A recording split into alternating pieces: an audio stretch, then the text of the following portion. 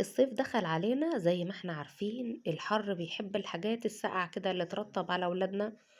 مفيش أجمل من الآيس كريم الطبيعي. طبيعي يعني عاملينه بفاكهة طبيعية.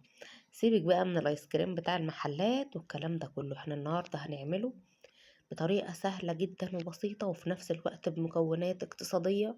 مش هيكلفك غير شوية فاكهة كده، أي فاكهة متلجة عندك وشوية حليب، وهنعمله بطريقة سهلة جدا.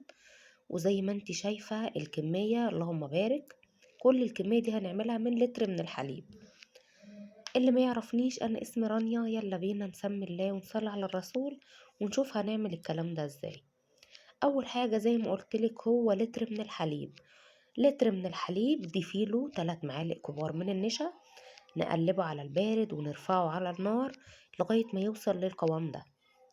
بعدين بقى بسيبه يبرد تماما. زي ما انت شايفة انا جمدته شوية في الفريزر.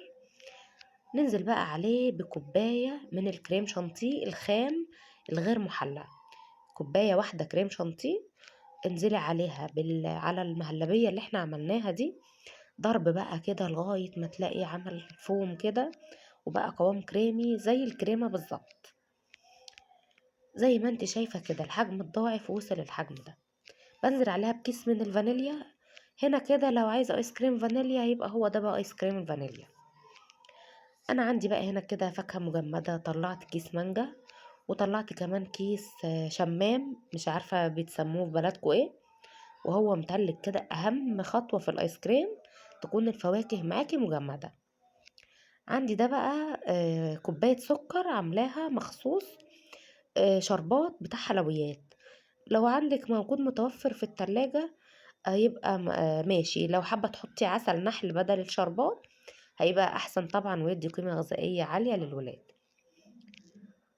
انا كده ما حطيتش سكر، هو بقى الشربات اللي هيحللنا الكلام ده. طبعا بنخلص الكمية كلها بتاعتنا فرم ناعم. كل حبة فاكهة بنفرمهم بنضيف لهم شوية من الشربات. انا زي ما قلتلك مش هحط سكر، بستكفى بالسكر بتاع الشربات وبيبقى طعمه مظبوط جدا. وطبعا التحلية على حسب الذوق، كل واحد على حسب ما بيحب.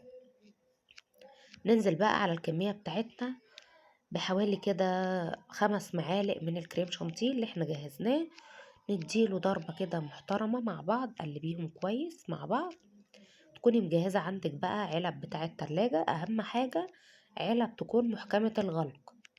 لازم الايس كريم يتحط في علبة بلاستيك مقفولة كويس، ما يكونش بيدخل لها اي هواء. كده خلصنا معانا اول نوع اللي هو الشمام. نفس الخطوات بنكررها في الايس كريم المانجا. برضو المانجا اللي انا مفرزاها في الفريزر بنطلعها زي ما هي متلجة في الكبة.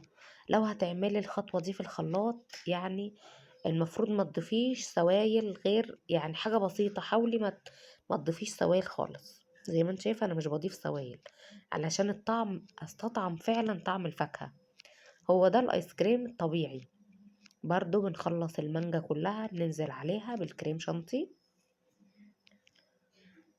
وكده يبقى عملنا النوعين معانا، ونوصل بقى للنوع التالت ايس كريم الشوكولاتة. طبعا اللي كلنا بنحبه، كل الولاد بتحب ايس كريم الشوكولاتة. عندي كده بقى بقية الكريم شانتيه اللي احنا مجهزينه. ننزل عليه باكت كده قهوة سريعة الذوبان نسكافيه، معلقة كمان من الكاكاو الخام، وبنزل عليهم بمعلقتين كمان من الشربات اللي احنا مجهزينه. اديله تقليبة وكده بقى معانا احلى ايس كريم شوكولاتة. لو حابة تضيف عليه بقى قطع شوكولاتة، قطع بسكوت اوريو، حبة مكسرات، شوية سوداني، الاضافات اللي انتي بتحبي تضيفيها. نقفل بقى العلب بتاعتنا ونشيلها في الفريزر مش اقل من 6 ساعات. انا عن نفسي بيته ليلة كاملة، يعني انا كنت عاملاه بالليل، الكلام ده بقى تاني يوم. زي ما انتي شايفة بجد الكاميرا ظلماه، كان في منتهى الجمال. لو عندك بقى كمان معلقة بتاعة الايس كريم هتطلعيه بقى دواير مظبوطة كده، لكن انا الصراحة مش عندي. بس المهم النتيجة كانت مرضية جدا والولاد بقوا مبهورين. ما تكسليش واعملي للولاد وان شاء الله هيعجبهم. بحبكم في الله، والسلام عليكم ورحمة الله وبركاته.